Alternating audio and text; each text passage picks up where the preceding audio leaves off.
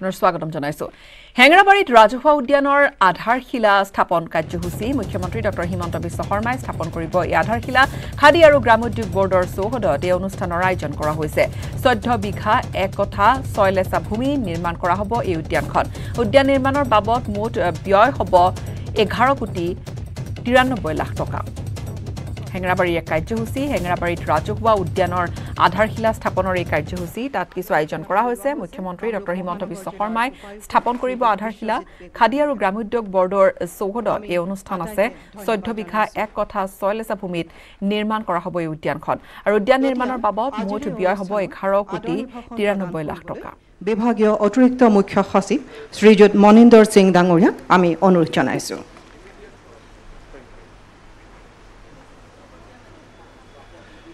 Honorable Chief Minister Assam Dr. Himanta Biswa Sharma Dangoria, the Department MP Queen Oja Baido, the Dispur Constituency MLA Shri Atul Bora Dangoria, GMDA Deputy Chairman Abdul Banan Farooq Dangoria, GMDA Deputy Chairman Shri Mukta Dekar Dangoria, the Deputy Commissioner Guwahati, senior officers of the government of Assam and members of the audience. आज मुख्यमंत्री डांगोरिया जीतिए या तो माई से देखे कोई से finally माने बहुत दिनों पर हेतु परिकल्पना सली असले आरु आजी it is a good fortune that the foundation stone be laid by the Honorable Chief Minister. Yar the first plan was made in the year 2017 when the Honorable Chief Minister was a GDD Minister. Aru pratham administrative approval accord hoisale January 2018. Somehow for some reason or the other, this work could not take off. This is a beautiful park in the heart of Guwahati in an area of 14 bighas, 1 kattha of land. Aru yaad jetu parikalpana kara hoise je it should be maintained in the pristine way that it is. There should be a nursery, a greenhouse, a meditation center, and the lay of the land. जेतु natural topography आसे हेतु maintain करीबो लागे. And in various meetings, the Honorable Chief Minister has said it time and time again, J the green cover should be maintained. The area should be maintained the way nature intended it to be. And Guwahati is blessed, Assam is blessed, the entire northeast region is blessed. It has such a rich ecology and environment. बहुत basic करीबना लगे we just have to ensure that no trees are cut in the development of this park. COGMDA कोई से जे एक बसर भीतरत एक काम तो हम पूर्ण करा हो वो गति के हिलाली अपना तक next August we hope. Khadi আৰু গ্ৰামোদ্যোগ বৰ্ডৰ চৌহদতে কাৰ্যসূচী ইতিমধ্যে আৰম্ভ হৈছে মুখ্যমন্ত্ৰী গৰাকী তাত উপস্থিত হৈছে আৰু ইতিমধ্যে জনাইছো যে 14 বিঘা মাটি কালি সামৰি এই উদ্যানখন তৈয়াৰ কৰা হ'ব হেংৰাবাৰী ৰাজহুৱা উদ্যানৰ আধাৰশিলা স্থাপনৰ কাৰ্যসূচী মুখ্যমন্ত্ৰী ডক্টৰ হিমন্ত বিশ্ব শৰ্মাই আধাৰশিলা স্থাপন কৰিব যি উদ্যান খাদী আৰু গ্ৰামোদ্যোগ বৰ্ডৰ চৌহদত থাকিব আৰু নিৰ্মাণ ব্যয় 11 কোটিৰো অধিক প্ৰায় 12 কোটি টকা নিৰ্মাণ ব্যয় হেংৰাবাৰীত ৰাজহুৱা উদ্যানৰ আধাৰশিলা স্থাপন কাৰ্যসূচীলৈ পুনৰবাৰ আপোনাক পৰৱৰ্তী সময়ছোৱাত লৈ যাম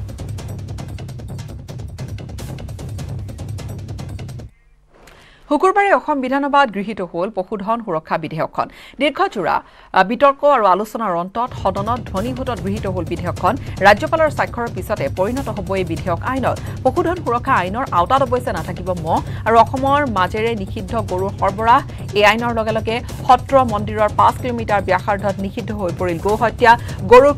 ক্ৰয় বিক্ৰয়ত লাগিব অনুমতি মুখ্যমন্ত্ৰীয়ে বিধানসভাত প্ৰস্তাৱ কৰিছিল বিধেয়কখন সদনত বিধেয়কখনৰ দফাই দফাই আলোচনা আৰু বিধেয়কক লৈ ৭৫টাকৈ সংশোধনী প্ৰস্তাৱ আনিছিল বিৰোধীয়ে সিলেক্ট কমিটিলৈ প্ৰেৰণৰ কথা কৈছিল বিৰোধীয়ে কিন্তু বিধেয়কখনৰ বিৰোধিতাৰে তাৰ পিছত সদন ত্যাগ কৰিছিল বিৰোধীয়ে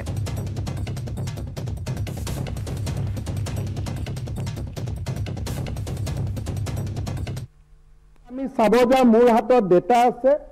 বৰাক উপত্যকা আৰু নামনি অসমত আটাইতকৈ বেছি যদি সাম্প্ৰদায়িক সংঘৰ্ষ হয়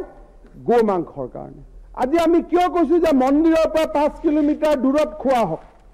যাতে হিন্দু মুছলমানৰ মাজত সম্প্ৰীতি বাঢ়ে আমি আপোনালোকৰ ৰাইটটো ইতক হস্তক্ষেপ কৰিব খোজা নাই যে এনেকুৱা হওক যে মাজুলীৰ সত্ৰৰ সন্মুখতে আমাৰ দোকান আৰম্ভ হওক যাতে মানুহৰ মাজত সংঘৰ্ষ হয় আজি আমি কৈছো ঠিক আছে আৰ্টিকল 21 আছে 25 আছে আৰ্টিকল 30 আছে আপোনালোকৰ জাগাত আপোনালোকে যি কৰি আছে কৰক কিন্তু য'ত হিন্দু মানুহ আছে য'ত জৈন আছে য'ত বৌদ্ধ মানুহ আছে তাত গৰু খোৱাটো প্ৰয়োজনীয় নেকি কোনো ভাল মুছলমানে কথা নিবিচাৰে যদি আটাইতকৈ বেয়া পোৱা কামটো যদি মোৰ ঘৰৰ সন্মুখতে হয় সেই কামটো কিমান দূৰ স্থায়ী হ'ব কিন্তু এই মানুহজনে যদি শিৱদৌলৰ পৰা 5 কিলোমিটাৰ গড়ত গৈ নিজৰ খাদ্যৰ অধিকাৰক সাব্যস্ত কৰে সেই সাম্প্ৰদায়িক সম্প্ৰীতি স্থায়ী হ'ব মিলনৰ হেতু আৰু বেছি কটকটীয়া হ'ব অধ্যক্ষ মহোদয় আমাৰ বিলখনত কোনো বেয়া ইন্টেনশন নাই আমি এফালে কৈছো যে কোনোবা মানুহে যদি খাব খুজে আপোনালোকে হিন্দু মানুহ থকা জায়গাত নাখাব আপোনালোকে বৌদ্ধ মানুহ থকা জায়গাত নাখাব জৈন থকা জায়গাত নাখাব আৰু যদি মন্দিৰ সত্ৰ আছে 5 কিলোমিটাৰত নাখাব আজি বৰপেটাৰ দৰে য'ত শংকৰ মাধৱৰ কৰ্মভূমি সেই বৰপেটাত মই যদি কওঁ বৰপেটা সত্ৰৰ পৰা 5 কিলোমিটাৰ দূৰত মাত্ৰ নাখাব কোনজন প্ৰকৃত মুছলমানে তাক বিৰোধিতা কৰিব কওকচোন প্ৰতিজন মুছলমানে বৰপেটা সত্ৰক সন্মান কৰে বৰপেটা তেওঁলোকে ক'ব ঠিক আছে হিমন্ত বিশ্ব শৰ্মাৰ চৰকাৰখনে এটা ডাঙৰ কাম কৰি থৈ গ'ল আমাৰ মাজত আৰু সংঘৰ্ষ নহয় 5 কিলোমিটাৰ দূৰত খাব যদি খাই মইতো কম নাখাব কেতিয়াও কিন্তু তথাপিতো আপোনাৰ অধিকাৰ মই ক'লেতো নহ'ব আপোনাক সংবিধানে অধিকাৰ দিছে তাক মই সন্মান কৰোঁ কিন্তু 5 কিলোমিটাৰ দূৰত খোৱাটো এইটোক কয় ৰেসপেক্ট টু আদাৰ্স আৰু সেইখিনি যেতিয়া আমি মানিব নোখোজো তাৰ পৰাই সংঘাতৰ আৰম্ভ হয় আজি যদি কোনোবা মুছলিম মানুহ এজনে কয় যে মোক মন্দিৰৰ 5 কিলোমিটাৰ ভিতৰত খাব দিয়ক that means you do not respect our religion আজি তো এইখন অসম ধুনিয়া হলতেন যদি ইউডিএফৰ পৰা ইয়াত আহিলেতেন যে এইটো 6 কিলোমিটাৰ কৰি দিয়ক 5 কিলোমিটাৰ জায়গা কিমান ধুনিয়া অসমখনে আজিয়ে পৰিৱৰ্তনৰ এটা সিগনেল দিলেহেঁতেন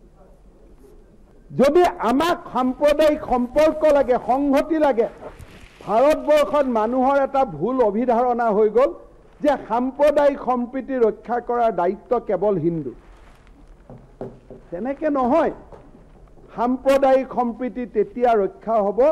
যেতিয়া হিন্দুৱে যিমান মুছলমানৰ সেনসিটিভিটিক ৰেসপেক্ট কৰে ইকুৱেলি যেতিয়া মুছলিম মানুহ এজনে হিন্দুৰ সেনসিটিভিটিক ৰেসপেক্ট কৰে আজি মইতো আহ্বান জনাম এই সদনৰ মুছলমান মানুহসকলক নেপালী কথা ক'ব নালাগে এইবিলাক বাদ দিয়ক আপুনি কওক যে মই 6 কিলোমিটাৰ কৰি দিয়ক সেই দিনাখনে অসমত সাম্প্ৰদায়িক সম্প্ৰীতিৰ নতুন ভেটি এটা প্ৰতিষ্ঠা হ'ব হে ৰামু নাই অযোধ্যাও নাই কিলোমিটাৰ অসমত মন্ত্ৰী নাই কিলোমিটাৰ মন্দিৰ নাই যি আছিল এয়া নোহোৱা হৈ গ'ল বাগবৰ জনিয়াৰ মাটিৰ কাগজবোৰ চাবচোন কিমান বেয়া লাগে জায়গাবিলাকৰ নাম কি আছিল এই গাঁওবিলাকৰ নাম চাইছিলো ইমান ধুনিয়া সনাতনী নাম এটা তাত এজনো সনাতন নাথাকে নাম কলিতাকুচি ৰাধাকুচি তাত কলিতাও নাথাকে ৰাধাও নাথাকে আৰু মন্দিৰ তাত জীৱনত নহয় কোনো টেনচন নলব এইবিলাক কথা এই সদনত কোৱাৰ পৰিৱৰ্তে বাস্তৱ জীৱনটোলৈকে চিন্তা কৰক আজি এনেকুৱা অসমত 5 কিলোমিটাৰ জায়গা কমসে কম 70-80 হাজাৰ গাঁও হ'ব গাঁও মানে হেবিটেশন মই গাঁও বুলি ৰেভিনিউ ভিলেজ কোৱা নাই যাৰ 5 কিলোমিটাৰ দূৰত হিন্দু বোলা মৰা খৈস্তু নাই তাতে একোই নাই সেই জায়গাবিলাকৰ পৰা হিন্দু নিৰ্বংশ হৈ গৈছে দুখৰ কথা পৰিতাপৰ কথা ৰাধাকুচিত হিন্দু নাথাকে কলিতাকুচিত হিন্দু নাথাকে এইখন অসমৰ বাস্তৱ চিত্ৰ দুখ লগা বেদনাদায়ক কিন্তু সেই বাস্তৱ জনিয়াত মাত্ৰ এখন সত্ৰ আছে কাষত কেইটামান হিন্দু মানুহ আছে তাৰ 5 কিলোমিটাৰ দূৰত আপুনি নাখাব বাকি আপোনাৰে আপোনাৰ বাকিটো কমপ্লিট দুনিয়া আপোনাৰ অকল আপুনি আমাৰ কাৰণে 5 কিলোমিটাৰ এৰিব নোৱাৰে জনিয়া সত্ৰৰ পৰা মাত্ৰ 5 কিলোমিটাৰ আপুনি আমাৰ কাৰণে এৰিব নোৱাৰে বাস 5 কিলোমিটাৰ নালাগে মোক গোটেই অসম 5 কিলোমিটাৰ বাদ দি বাকি আপোনালোকক মই খাব নকওঁ কিন্তু অধিকাৰ আছে খাদ্যৰ অধিকাৰ আছে নাখালেতো মই আপোনাৰ প্ৰতি কৃতজ্ঞ হ'ম কিবা আপত্তি আছে নেকি সেইটোত? একোটা আপত্তি নাই। সেইখিনি কথাৰ কাৰণে চিলেক্ট কমিটিত যাব লাগে নেকি? যদি কয় যে 5 কিলোমিটাৰ আমি বেয়া পাইছোঁ, 7 কিলোমিটাৰৰ কাৰণে যাব লাগে চিলেক্ট কমিটিত, মোৰ কোনো আপত্তি নাই, লৈ যাওক চিলেক্ট কমিটিত। কিন্তু আপোনালোকৰ কথাবিলাকতো ওলোটা ওলোটা। গীতাকে গাই দিয়া হ'ল এতিয়া যে কৰ্মৰ ওপৰত আমাৰ অধিকাৰ নাই, তাৰ মিনিং হ'ল গৰু মাৰা। এনেকুৱা ক'ৰ পৰা গীতাৰ বিশ্লেষণ আহিলে? গু ৰপ্তানি ব্যৱসায়টো ভাল হ'ব লগা হয়, তেতিয়াহ'লে নিশ্চিতভাৱে হিন্দু ব্যৱসায়ীসকলে বা শিখ ধৰ্মৰ ব্যৱসায়ীসকলেই গৰু নি পেলাই শ্লটাৰ হাউচত দিয়ে। সেই গতিকে এটা ব্যৱসায় চলি আছিল আৰু তাৰ যোগেদি আমাৰ ইউৰোপীয়ান ইউনিয়নতকৈ বেছি আমি দুগ্ধ পালন কৰিবলৈ সক্ষম হৈছিলোঁ। এই আইনখন থকাৰ ফলত যেতিয়ালৈকে নেচাৰেল ডেথ নহয় গাই গৰুজনীৰ, তেতিয়ালৈকে ভৰণ পোষণ দি থাকিব লাগিব। তাৰ ফলত কোনো উৎপাদন নোহোৱা এগৰাকী গাই গৰুকো এগৰাকী গোপালকে বছৰেকত 50,000 টকা দি 10 বছৰ 12 বছৰ খুৱাই থাকিব লাগিব, যিটো ইকনমিকেলি ভায়েবল নহয়। আমি সেই গতিকে ইকনমিক কথাখিনি চিন্তা কৰি পেলাই এই কামটো কৰিব কৈছিলোঁ। বাকী মাংস খোৱা নোখোৱা এইবিলাক ব্যক্তিগত স্বাধীনতা। কাউবিলাক আমাৰ স্মাগলিং হৈ আছে, সেইবিলাক বন্ধ হ'ব লাগে। আমাৰ যিবিলাক মহিলা গৰু যিবিলাক আছে, এইবিলাকক কেনেকৈ আমি সংৰক্ষণ কৰিব পাৰি, তাৰ কাৰণে ভাল ভাল আমি কথাবিলাক কৈছিলোঁ। এইবিলাক কথাবিলাকৰ ওপৰত আলোচনা হ'ব লাগিছিল, কিন্তু তেওঁ আলোচনা কৰা নাই, বেলেগ লাইনত গুচি গৈছে। সেইটো কাৰণে মই ভাবোঁ যে আজিৰ দিনত তো ভালকৈ উত্তৰটো দিব পৰা নাই। 1 নম্বৰ কথা। 2 নম্বৰ কথাটো হৈছে কি, আমি যিটো বিচাৰিছিলোঁ আল্টিমেটলি তেওঁ এই কামটো কৰা নাই, তেওঁ বেলেগ লাইনত লৈ গৈছে বস্তুটো। এই অসমত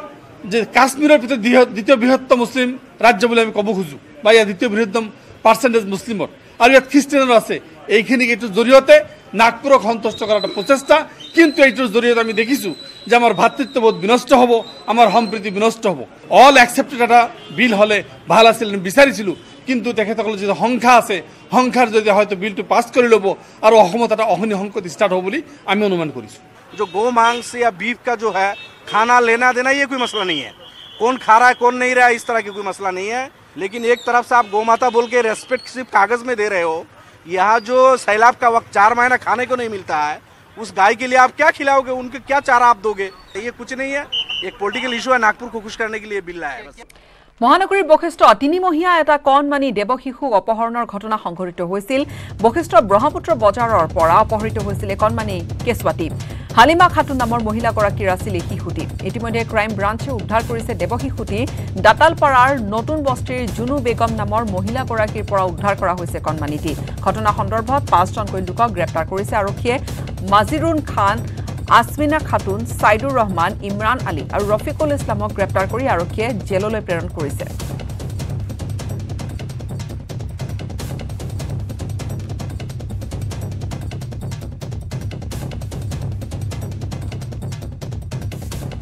কাজিৰঙাৰ জনাঞ্চলত গড়ৰ আতংক। কথমপি প্ৰাণ ৰক্ষা পৰিল বহুজন লোকৰ। বৃহস্পতিবাৰে ৰাজপথেদি যোৱা গাড়ীৰ খুন্দাত আহত হোৱা গড়টোৱে শুকুৰবাৰে কাজিৰঙাৰ ৰাজপথত হাহাকাৰ অৱস্থাৰ সৃষ্টি কৰে। শুকুৰবাৰে দিনৰ ভাগত আহত গড়টোৱে কাজিৰঙাৰ হালধিবাৰীৰ ৰাজপথত তাণ্ডৱ সৃষ্টি কৰে। খঙাল হৈ পৰা গড়টোৱে কাজিৰঙাৰ হাবিলৈ বুলি বন বিভাগে খেদিব খোজা গড়টোৰ আক্ৰমণত বিভাগীয় লক্ষীমাই সহ 4টাকৈ হাতী আহত হৈছে। আনকি গড়টোৱে আক্ৰমণ কৰি বন বিভাগৰ 3খন বাহনকে ধৰি 2খন গাড়ী, এখন মটৰচাইকেলৰো কিছু ক্ষতি সাধন কৰিছে। উল্লেখযোগ্য যে কাজিৰঙা ৰাষ্ট্ৰীয় উদ্যানৰ পৰা ওলাই অহা এটা গড় দুৰ্ঘটনাগ্ৰস্ত হৈছিল। কাজিৰঙাৰ হালধিবাৰীৰ 37 নম্বৰ ৰাষ্ট্ৰীয় ঘাইপথত আঘাতপ্ৰাপ্ত গড়টোৱে ৰাষ্ট্ৰীয় ঘাইপথৰ কাষৰ এখন হাবিত আশ্ৰয় লৈ আছিল আৰু গড়টোক হাতীৰ সহায়ত উদ্যানৰ ভিতৰলৈ খেদিবলৈ যত্ন কৰিছিল। খেদি পঠিয়াৰ চেষ্টা কৰোঁতে সংঘটিত হ'ল এই ঘটনাটো। গড়টোৱে পিনে ৰাজপথত বিচৰণ কৰাৰ ফলত দিনটোৰ বেছিভাগ সময় ৰাজপথত যান বাহনৰ চলাচল সম্পূৰ্ণৰূপে বন্ধ হৈ পৰিছে।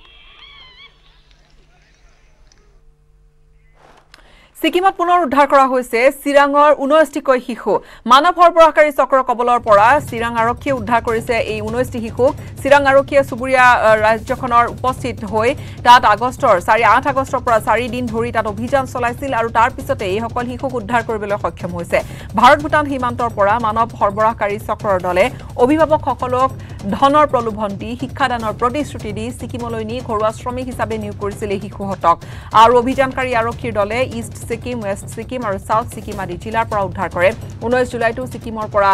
42টি কিশোৰক উদ্ধাৰ কৰিছিল আৰক্ষীয়ে আৰু উদ্ধাৰ কৰা শিশুসকলক শিশু গৃহত ৰখাৰ ব্যৱস্থা কৰিছে আৰক্ষীয়ে মানৱ সৰবৰাহকাৰী চক্ৰটোৰ মূল নায়ক কৃষ্ণ যোগীক আৰক্ষীয়ে কৰায়ত্ব কৰিলেও চক্ৰটোৰ সৈতে জড়িত আন লোকক গ্ৰেপ্তাৰ কৰিবলৈ কিন্তু এতিয়াও সক্ষম হোৱা নাই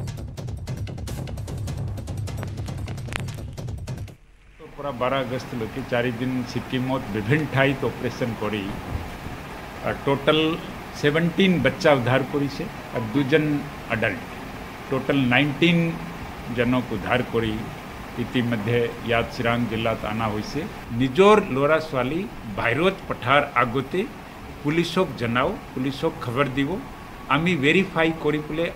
পৰিয়ালক জনাও পাৰোঁ কি এইটো কথা সঁচা হয় বা মিছা হয় আপোনাৰ লগত কিবা চিটিং হ'ব পাৰে কৃষ্ণা যোগীৰ বাহিৰত আৰু নিশ্চয় ইয়াতে জড়িত আছে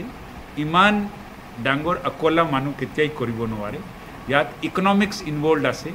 ডিমাণ্ড এণ্ড ছাপ্লাই ইনভলভড আছে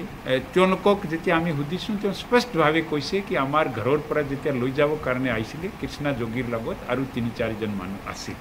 আমি এইজন মানুহ আমি ওলাব লাগিব আৰু ওলাবৰ কাৰণে আমাৰ তদন্ত আৰম্ভ হৈ গ'ল আৰু নিশ্চয় ওলাব জোৱানৰ 100টা বৰ্ষ অতিক্ৰম কৰিলে তিনিচুকীয়া জিলাৰ ফিলবাৰী গৌৰীপুৰ গাঁৱৰ ভাৰতীয় স্বাধীনতা আন্দোলনৰ সৈনিক মুক্তিযোদ্ধা সত্যলতা গগৈ 1921 চনৰ 28 মে'ত শিৱসাগৰ বেতবাৰী দ গাঁৱত জন্ম লাভ কৰা সত্যলতা গগৈয়ে তেওঁৰ জ্যেষ্ঠ ভাতৃ কুমুদ চেতিয়াৰ সৈতে 13 বছৰ বয়সতে স্বাধীনতা সংগ্ৰামী বিপ্লৱী বীৰ শংকৰ বৰুৱা ভীমাকান্ত ৰাজকোঁৱৰ আদি স্বাধীনতা সংগ্ৰামীৰ সান্নিধ্য লৈ আহি ভাৰতৰ স্বাধীনতা আন্দোলনত জঁপিয়াই পৰিছিল আৰু এই ক্ষেত্ৰত সত্যলতা গগৈ আইতাৰ পিতৃ চেনিৰাম চেতিয়াৰ উৎসাহ আছিল অপৰিসীম আইতাৰ সত্যলতা গগৈৰ স্বামী প্ৰয়াত নবীন চন্দ্ৰ গগৈও ভাৰতৰ স্বাধীনতা আন্দোলনৰ এগৰাকী সৈনিক আছিল আজীৱন নিজে সূতা কাটি কাপোৰ বৈ বস্ত্ৰ পৰিধান কৰা সত্যলতা গগৈয়ে সাঁচি ৰাখিছে নিজে বোৱা খদ্দৰ বস্ত্ৰ দেশৰ 75 সংখ্যক স্বাধীনতা দিৱসৰ প্ৰাক্ষণত 1947 চনৰ প্ৰথম স্বাধীনতা দিৱসৰ স্মৃতি সোঁৱৰিলে স্বাধীনতা সংগ্ৰামী সত্যলতা গগৈ আইতাই 1921 জন্ম হৈছিলোঁ জেঠ মাহত সোমবাৰ দিনা আপোনাৰ 100 বছৰ মোৰ পাৰ হ'ল এতিয়া স্বাধীনতা আন্দোলনত মই ভলণ্টিয়াৰসকলে লগ ল'লে যে আমাক সহায়িকা লাগে কৰ্মচাৰী কাম কৰিবলৈ মানুহ লাগে তেতিয়া আমাক মানে দেউতাই আগবঢ়াই দিলে ককাইদেউজনকে মোকে আমি মানে কামত লাগি গ'লোঁ আৰু কি কৰিছিলে ইয়াৰ সৈতে সময় হ'ল বাতৰিৰ পৰা বিদায় লোৱাৰ ধন্যবাদ